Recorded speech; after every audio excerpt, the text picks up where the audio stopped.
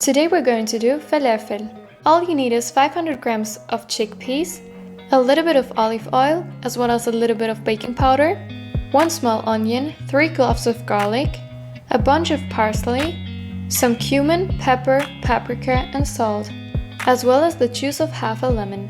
At first, wash the chickpeas to remove their outer skin layer. In this video, I used pre-cooked chickpeas. Then put the chickpeas into a blender, add the spices and the olive oil. Add then the baking powder and the lemon juice. Wash then the bunch of parsley, cut off the bottom part, and add the fresh parsley into the blender. Cut then the onion and the garlic and add them as well.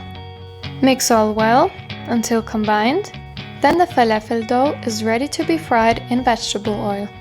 If the dough still has a liquid consistency, you can add some cornstarch or some flour. However, preheat the vegetable oil in a pan, use 2 spoons or anything round to shape the falafel, and put the falafel balls into the hot oil. Fry them from all sides until they get a golden brown color. Then they are ready to be served.